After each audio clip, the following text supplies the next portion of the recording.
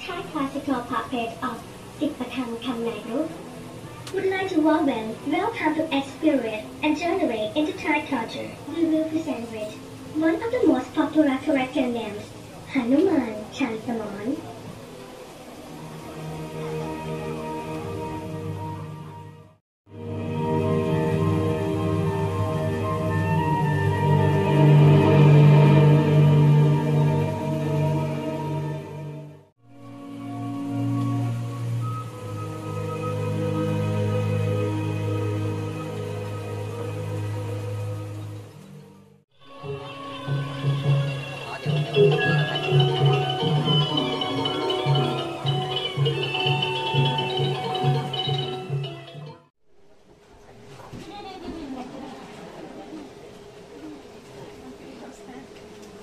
ขโมย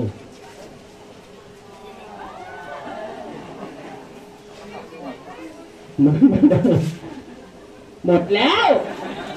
อ้าวเอาไปทิ้งทำเนี่ยตัวอย่างน้องก็คือเห็นแล้วก็ไม่ดีทำอะไรให้มันเป็นตัวอย่างเยาวชนแกนี่เป็นไอดอลเด็กๆนะเอาถามคือลูกเค้กใจดีอ่ะเป็นไงอ่ะให้ด้วยจีบไปเลยแกจีบไปเลยได้เนี่ยไซส์เนี้ยโอ้น่ารักแล้วทำไงอ่ะกินได้ไหมมีปัญญาไหมกินไม่ได้ไม่ได้จะเปิดให้แย่แล้วพอแล้วอ้าวเฮ้ยมีเซนโอเคคุยกันหน่อยเฮ้ยเจ้า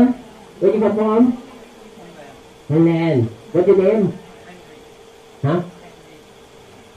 อะไรถึงสตรอเบอรี่เฮนดิกโอเคyou puppeteer ใช่ด้วยพูดไทยได้ด้วยนะครับนิดนึง you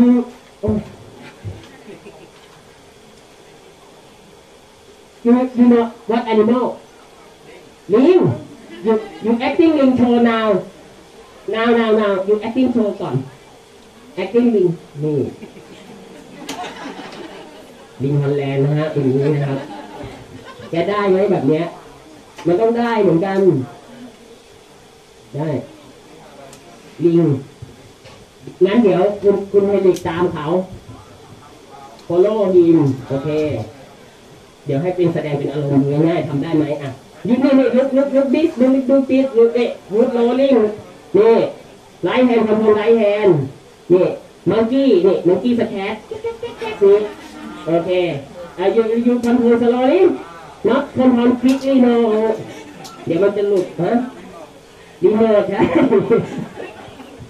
โอเคนี่ไลท์แฮนด์ทำไลท์แฮนด์ left hand you connecting team โอเค left hand connecting โอเคมันต้องมีสัมผัสซึ่งกันและกันนะฮะถ้าควรจะติดไว้เลยพอเด็กนี่จับตรงอื่นช้าจับตรงนี้ก็ถึงเลยไงโอเค you follow him show emotion second step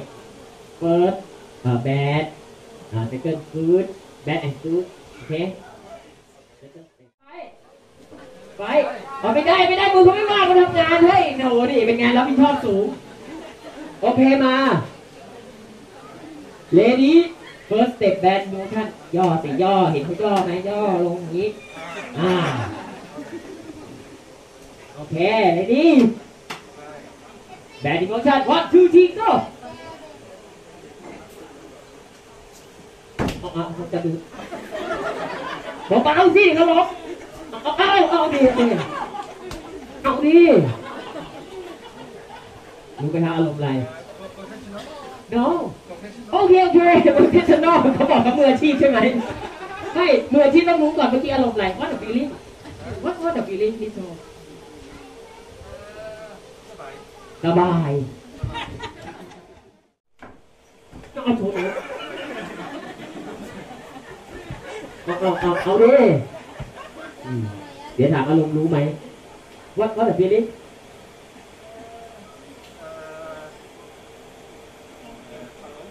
ฮัลโหลโจ๊ก ต่อไปแอนที่ไม่ใช่แอนที่ห้องน้ำอะไรแอนที่ you know next step to emotion good ready โอเคพร้อม go อะไรเอามือลงก่อนสแตนบายเฮียจดโอเค ready go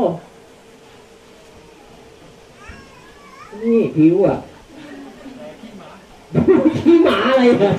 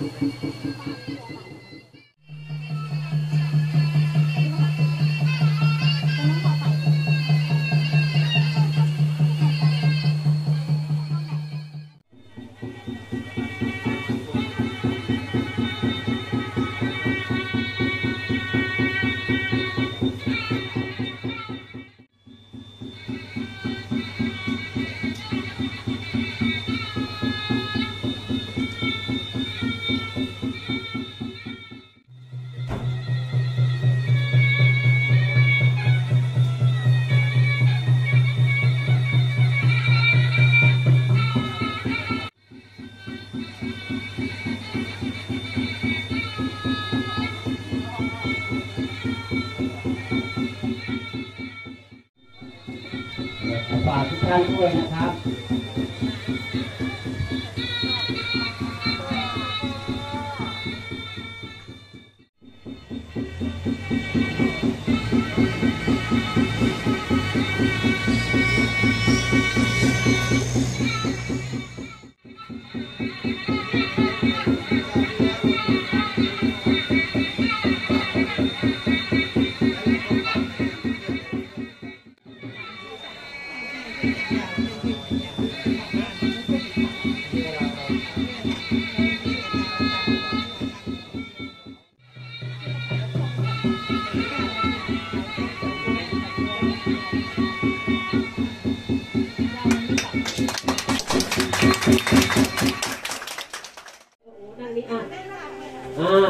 มองกล้องยิ้มสวยๆก่อนหนึ่งทีสู้3 นิ้วเป็นลูกเสือเลยเฮ้ยไอ้ตีน้อยมาครับ